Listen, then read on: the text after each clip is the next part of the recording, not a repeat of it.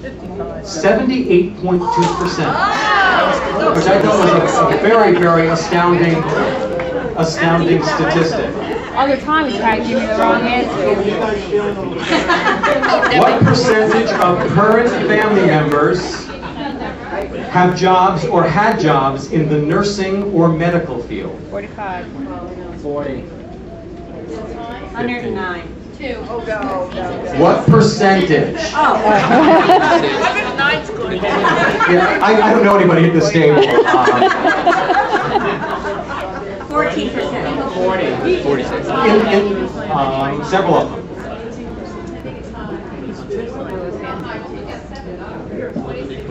Well, not all of them are medical doctors. 15% of the current family members have jobs or had jobs in nursing or the medical field. Like Mary Pat Loudon is in the medical field. No, emergency services. That's Okay. There are a number of nurses and doctors. All right, here's the tiebreaker. What percent of the current family? So this is going to be off a little bit because I didn't know about the Barcher baby. So it's going to be off a little bit. I did it based on 409 family members, not 410. What percentage of the current family still live in the state of New York? 40. Oh, I'm sorry, what? 40. Okay, that's good. 40. 30.3% of current family members still live in the state of New York. And other states with high concentration of Seidenspinners: Florida, 8.8%, New Jersey, 7.1%, Connecticut, 6.4%, and California, 6.1%. So now, amongst yourselves, determine who was the most proficient at the Seidenspinner family history, and those people will be awarded. You've been awarded in a ceremony that you'll keep to yourselves. The centerpiece to take home as the commemoration for today. So, if we can spend a couple more minutes just mixing with each other, looking at pictures. I would like to come back in maybe 10 or 15 minutes, and I have some remarks about the family history. And but I thought we'll just take a little bit of a break and get up and stretch.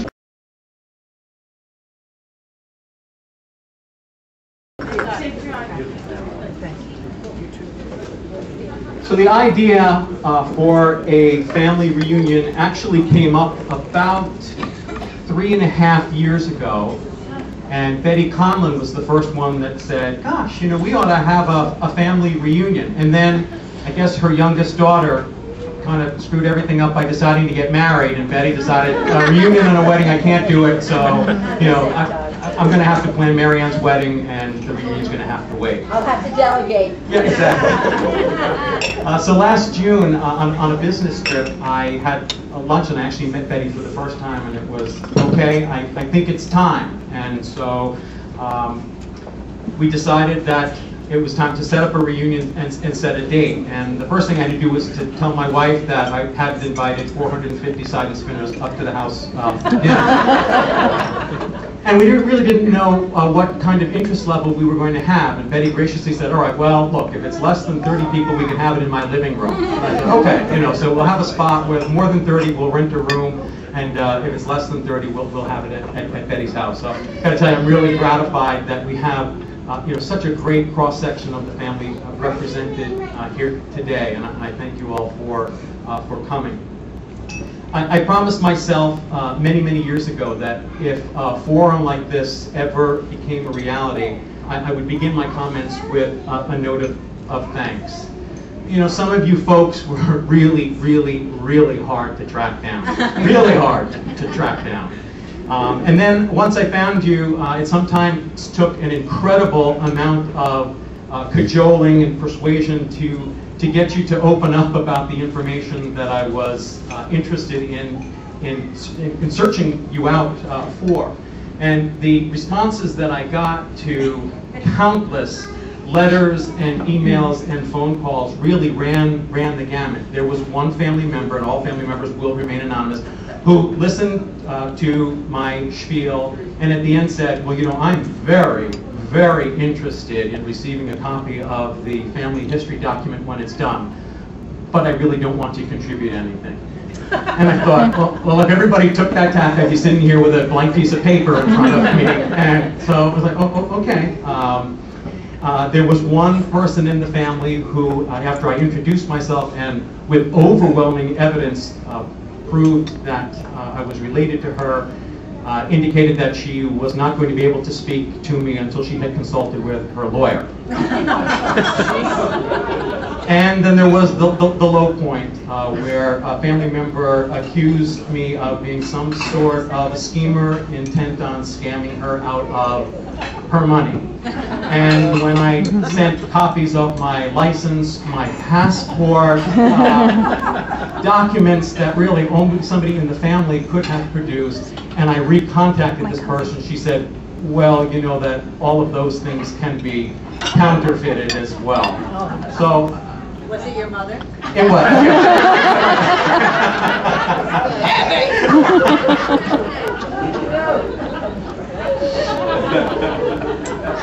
So once I'd established sort of a basic framework of who the family was in the United States, I needed to do some pretty tedious research on the German family records. And each one of the tables actually has a collection of those German family records, and you can fight amongst yourselves for them. You take it, and somebody from your table wants copies. I hope that you will indulge them. And looking at the family records meant that I went to a local Mormon family history center. There's actually one located in Doylestown, and you sit in the dark and tediously go through page by page the actual photographic imprints that were taken of the church records. And this was actually done in 1976.